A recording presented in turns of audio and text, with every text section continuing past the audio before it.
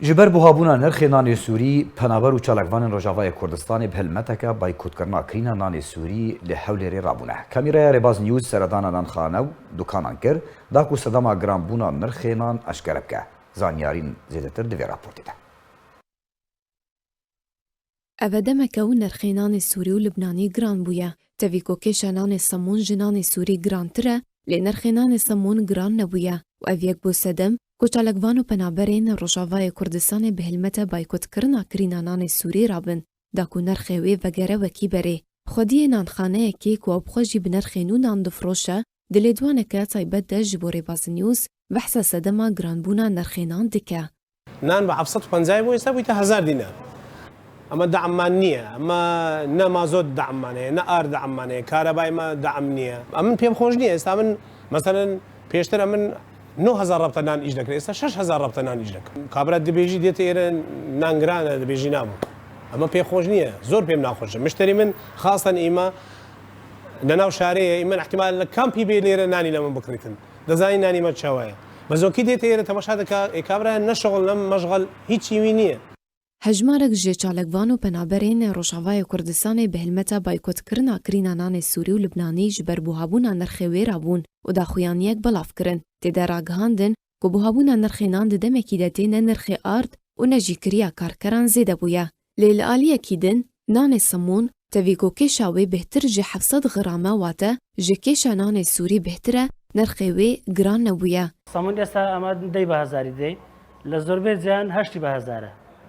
شوێنی شەیە نۆی بە هەزارە بەڵام ئەمە هەر ساری خۆیتی فقط ئەوەشکەوە ئارد نزیکەی 6,000 هاتە سەری پێشتر بە 27 بوو ئێستا بە 33,000 پێشتر ئەو کاتی بریت چەند ساڵە پێشێستا دامیان دەکردین حکومەت لە ڕێگای نەوت و گاز 3,000 لەوە 5,000 لیتریان دەدا فڕنیەکان لەو کاتیەوە ئەوەن دەژنمە تقریبا چەند ساڵێکە ئەو بڕایە ئێستاکە دەسم بە هەزارە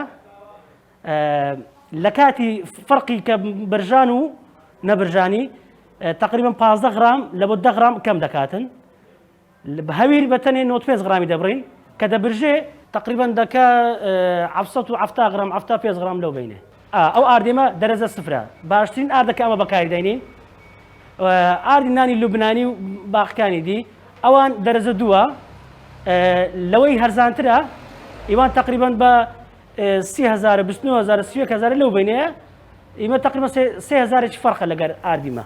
هەروها خودی دوکانێکی ji بۆ رادیۆ ڕێباز بەحسا ڕێژەیە کرینانانی سووری پشتی هێلمەتە بایکۆتکردنا کرینانان دکە و گوت گونها ڕێژەیە کرینێ gelekî kêm bûye. والله پێشتر من 40-50 رەبتەنان جامە دەچوو بیما ئەنوڤێدرای خەڵکی سووری هەیە هیرۆژی ئەز 10 رەبتەنان داتینەمە ئەو نۆناژی دمینی ئیڤێ پێشوەی دانیە نانە سەریان بەرە هیچ 4 رەبتە ژێمانە هەنگامەرە گۆ نێن دامەینە ئەم کە مقاتعە بکەن ئەم نێن ناخۆ ئەم کە سەمون ئەم بخۆنە لە ئەنۆ سەمون ئەم هاتن ئەم 10 ساڵن لە کوردستانە سەمون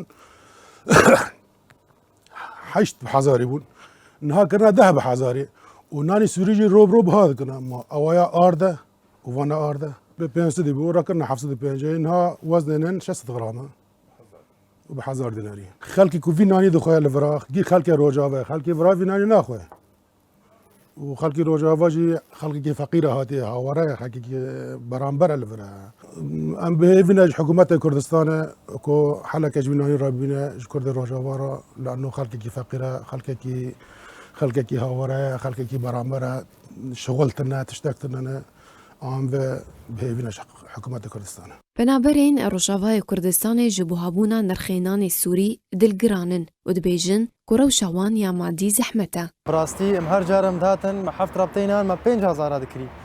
Nihakê jî yani her reptek bob 1000 dînarî. Yani aileta me yani her hacetî heft repteynanin. Ez hatmen hakim heft repte nekirîne. Rastî min 5 repte kirîne. Min heft nekirîne. Ji ber got نان بهاوية قالك يجي بهاوية يعني هرم بحاجتنا أم بيجن يعني أم حفت كاسن دمالي ده أم حاجتنا بحفت رابطينان يعني روجا كين ببن روجاتي هر ميدي ساين بن إيريوم نكري بينج رابطة يعني جبرقو بهاوية قالك بهاوية لگوری داخویانیه هلمتا بایکوت کرنا کرینانان سوری که هلمتا وان 11 هیوی مهی دست بکریه و دێ بەردەوام بە تاکو نرخێنان ڤەگەرە وەکی بەرێ.